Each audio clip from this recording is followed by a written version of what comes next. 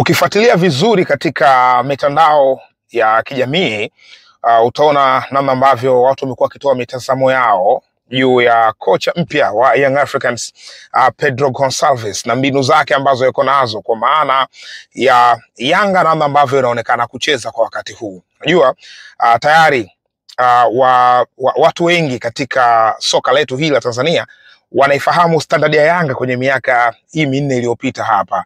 Wanajua kuhusu daraja lao, namna gani wakiwa vizuri wanakuwa, quality yao ya ubora inakuwa vipi, kipimo cha standard ya Young Africans kwenye kucheza inakuwa vipi. Kwa hiyo wamepita makocha wengi ambao kimsingi Young Africans ilionekana kucheza vizuri sana.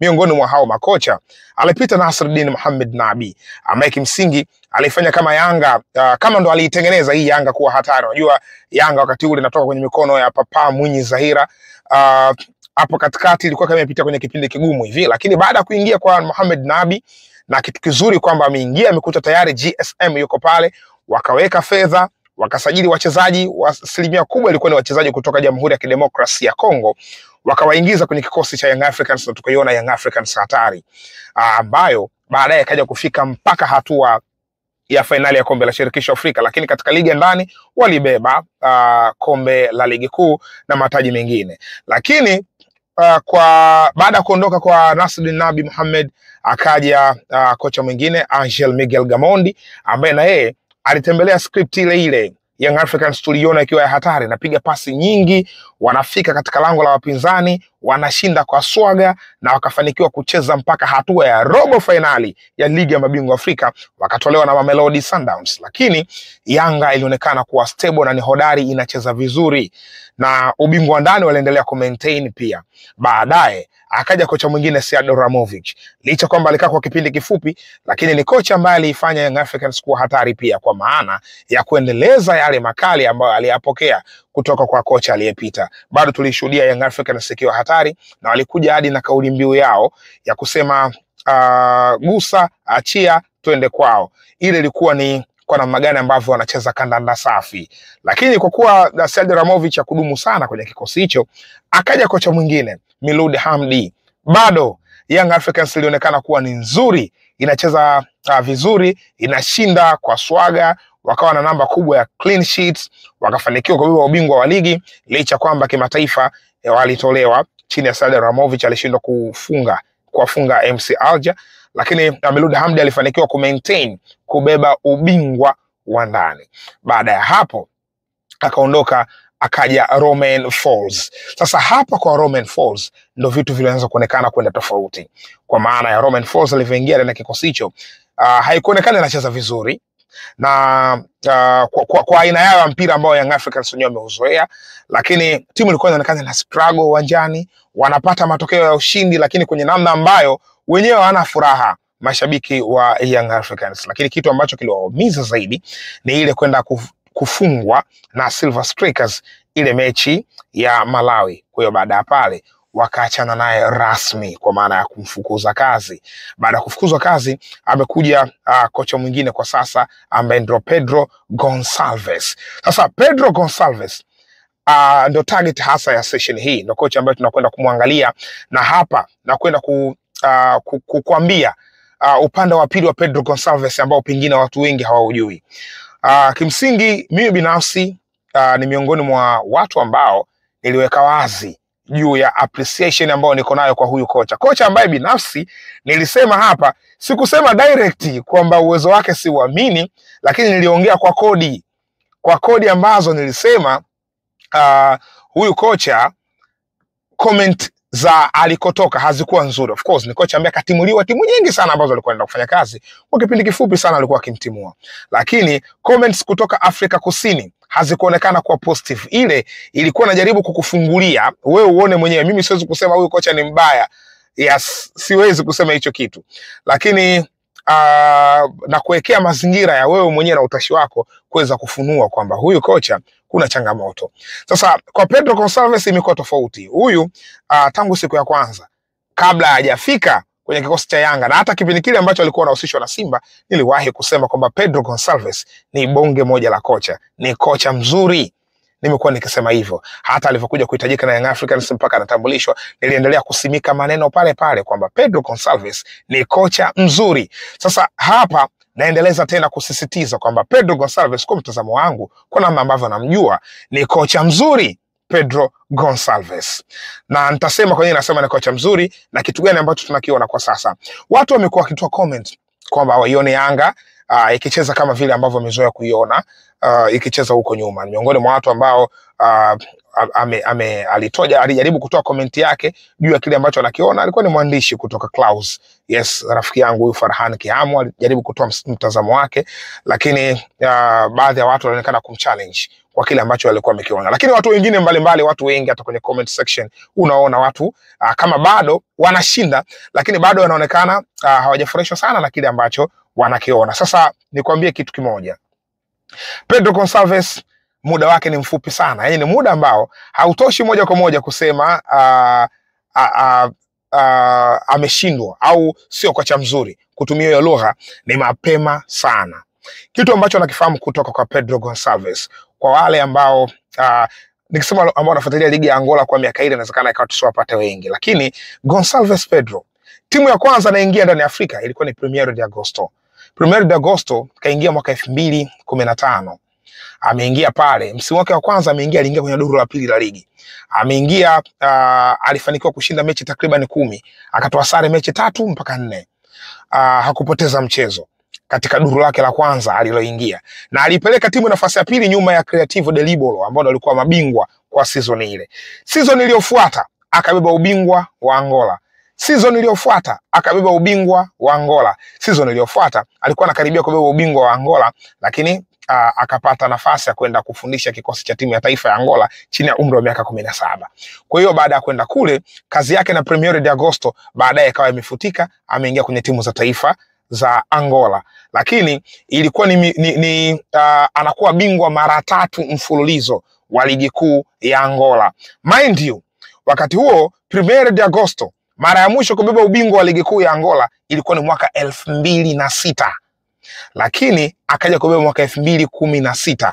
Maana yake imepita takriban miaka 10 anakuja kubeba ubingwa yeye. Na baada ya kuondoka Pedro Gonçalves ndani ya Primeiro de Agosto, mpaka leo wanajitafuta, hawajakutana kwa maana ya kubeba ubingwa wa ligi kuu ya Angola. Zimebeba timu nyingine tu. Cabo Scope wanabeba Petros Atletico de Luanda back to back. Maana yake nini? Pedro Gonçalves ndo alikuwa kila kitu ndani ya Primeiro de Agosto kwenye kipindi hichi kilichopita hapa nyuma. Kaingia kwenye timu za taifa, akafanikiwa kuipeleka AFCON, akaenda nayo kwenye AFCON, akafanikiwa kuipeleka kombe la dunia, akaenda nalo kwenye kombe la dunia. Baadaye akaenda kwenye national team ya Angola ya senior. Kwa hiyo ni kocha ambaye ana maarifa makubwa, ni kocha ambaye muda wake wa Primeiro de Agosto alianza vizuri kwenye season yake ya kwanza, ingawa aliingia kwenye duru la pili, lakini alifanikiwa kuipeleka nafasi ya pili Primeiro de Agosto. Na ukumbuke wakati anaichukua haikuwa katika mazingira mazuri, alikuwa ashapoteza mechi kadhaa. Yeye akaipeleka pale na kuendelea kufanya vizuri. Kwenye national team alifanikiwa kuipeleka kwenye finali za AFCON za kule nchini Ivory Coast, na alimaliza akiwa katika nafasi ya robo finali alipotolewa na Nigeria. Lakini amefanikiwa kubeba mataji mawili ya CHAN, ya COSAFA back to back. Baada ya hapo kwenye finali za CHAN mambo yakaenda tofauti, ndo akamtimua. Sasa Pedro Gonçalves, huo ni upande wake wa kwanza kwa maana ya njia zake na mafanikio yake. Lakini ukija katika hiki ambacho watu wa Young Africans wanakiona, nilijaribu kufanya research mpaka nakuja hapa. Unajua Pedro tumeshamzungumzia mara nyingi, lakini nimefanya tafiti kutoka Angola, miongoni mwa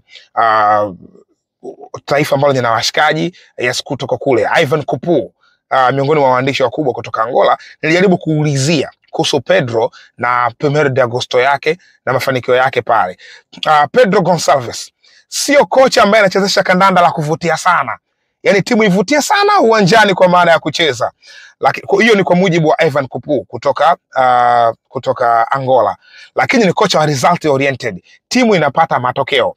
Anapokuwa kwenye best moment yake, timu yake inakuwa na kasi.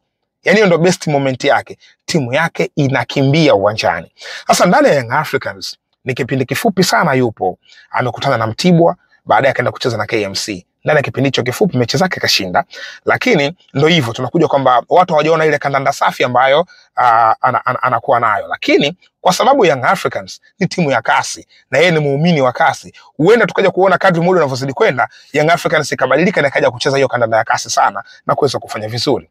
Lakini eneo jingine ni eneo la kimifumo. Ni kocha ambaye yuko flexible, anabadilika kutokana na wapinzani ambao anakutana nao. Kwa mfano kwenye hiyo kesi ya AFCON ya 2024 ya pale Ivory Coast, kwenye kundi lake alikuwa yeye, Angola, Burkina Faso, Algeria na Mauritania. Mechi ya kwanza wanacheza kwenye AFCON ilikuwa ni Algeria na Angola kwenye grupu lao, wanamaanisha mechi ya kwanza Algeria na Angola. Hiyo mechi walitoshana nguvu kwa maana ya sare, lakini ni mechi ambayo Algeria walikuwa bora sana kwenye maeneo mengi, hadi kwenye ball possession. Algeria walikuwa na ball possession ya 66% hivi, hawa walikuwa na 34% kwa maana ya Angola. Shots on target Algeria walikuwa na kama 16, Angola walikuwa na 6 tu. On target Angola walikuwa na 3, wale walikuwa na 6 kwa maana ya Algeria. Kwa hiyo ile mechi walizidiwa Angola. Matokeo yalikuwa sare, lakini mechi kiukweli walizidiwa kwa maana ya namba, hadi kona zilikuwa 16 walipata wale Algeria. Kwa hiyo ni wapinzani wa hivyo. Lakini katika mechi ile ya kwanza alikwenda na back 3. Alicheza walinzi watatu wakati. Alikuwa na kama nitawakumbuka, Gaspar Kialonda alikuwa naye pale nyuma, alikuwa na Buatu Mananga Jonathan, alikuwa na Joaquim Balanga Ukinito, mabeki watatu wakati back 3. Pembeni alikuwa na mawinga pia, kwa maana wing backs wake. Hiyo mechi ya kwanza, kwa sababu ile mechi ilikuwa ngumu sana. Mechi ya pili dhidi ya Mauritania akashift kutoka kwenye kutumia back 3 akaenda kwenye kutumia back 4, walinzi wanne kwenye 4-3-3, kutoka kwenye 3-5-2 mpaka kwenye 4-3-3. Mechi ile alishinda mabao 3-2, na mechi ya mwisho anacheza na Burkina Faso alibakia pia kwenye kutumia walinzi wanne. Alipokwenda katika hatua ya 16 bora kukutana na Namibia, aliwafunga mabao 3-0, lakini alikwenda pia na walinzi watatu, back 3 yake alirudi nayo mechi dhidi ya Namibia. Pale pembeni alikuwa mbadilisha ma wing backs, alimweka Eddie Afonso akamweka na Teo Carneiro kutokea upande wa kushoto. Baada ya hapo akapromote, akaenda kwenye kikosi, akaenda kwenye robo finali.